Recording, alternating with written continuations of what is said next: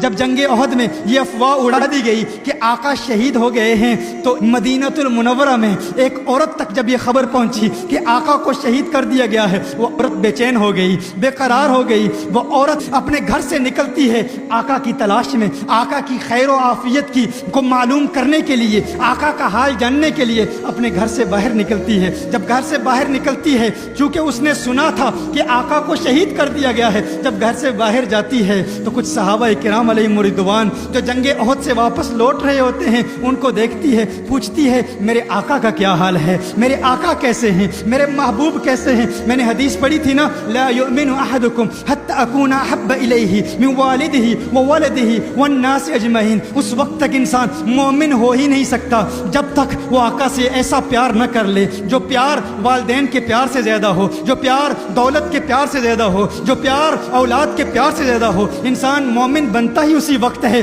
جب انسان آقا سے پوری کائنات سے زیادہ پیار کرے، ہر ایک سے زیادہ پیار کرے۔ یہی پیار کا تقاضا ہے۔ مصعب بن عمیر نے اپنے ماں باپ کو چھوڑا تھا، یہاں یہ ایک عورت آقا کے پیار میں، آقا کی تلاش میں بے قرار ہو کر مدینہ المنورہ سے احد کے مقام کی طرف جا رہی ہے، صحابہ سے ملاقات کرتی ہے۔ صحابہ کہتے ہیں، ہے صحابیہ کیا تو جانتی ہے تیرے خامند کو شہید کر دیا گیا ہے، تیرا خامند شہید ہو چکا ہے، تیرے خامند کو قتل کر دیا گیا ہے۔ اس عورت نے کہا، ارے میں نے خامند کے متعلق نہیں پوچھا، میں نے اپنے محبوب کے متعلق پوچھا ہے، بتاؤ میرے محبوب کا کیا حال ہے۔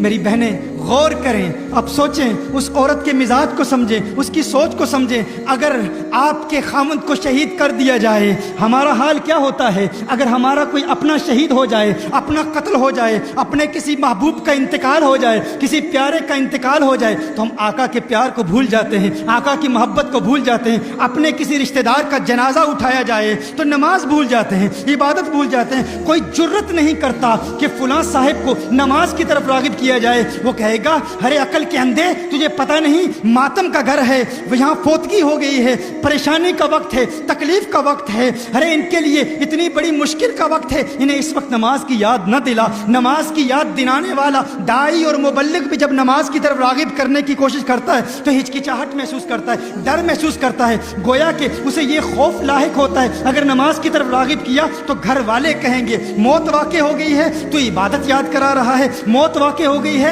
تو تدفین کے احکام سکھا رہا ہے، موت واقع ہو گئی ہے تو کفن کے احکام سکھا رہا ہے۔ ہر ایک ڈرتا ہے کیونکہ ہم نے ماحول ہی ایسا بنا لیا ہے نا، ہم نے ماحول ہی ایسا کریٹ کر لیا ہے۔ لیکن اگر ہمارا کوئی عزیز اقارب رشتہ دار اس دنیا سے چلا جائے ہم دین کو بھول جاتے ہیں، آقا کے پیار کو بھول جاتے ہیں، آقا کی محبت کو بھول جاتے ہیں۔ اور وہاں وہ عورت جو آقا سے پیار کرتی ہے، آقا سے محبت کرتی ہے، اسے بتانے والے نے بتایا تیرے خامند کو شہید کر دیا گیا ہے، تو خامند کے متعلق نہیں پوچھتی؟ اس نے کہا نہیں نہیں، مجھے میرے محبوب کے متعلق بتاؤ۔ نہیں کہا کہ اس کے کفن کا انتظام، اس کے دفن کا انتظام، نہیں خامند کی یاد ستا رہی ہے، نہ ہی خامند کی محبت ستا رہی ہے، وہ جاننا چاہتی ہے میرے آقا کا کیا حال ہے، میرے آقا کیسے ہیں۔ ایک اور صحابی آتے ہیں، وہ صحابی کہتے ہیں تجھے پتہ نہیں تیرے بھائی کو شہید کر دیا گیا ہے، تیرے بھائی کو قتل کر دیا گیا ہے۔ اس نے کہا نہیں نہیں، مجھے بتاؤ میرا محبوب کیسا ہے، مجھے بتاؤ میرے آقا کیسے ہیں۔ کسی نے کہا ارے تجھے پتہ ہے جنگ احد میں تیرے باپ کو شہید کر دیا گیا ہے۔ اس نے کہا نہیں نہیں، بتاؤ میرے آقا کیسے ہیں، بتاؤ میرے محبوب کیسے ہیں۔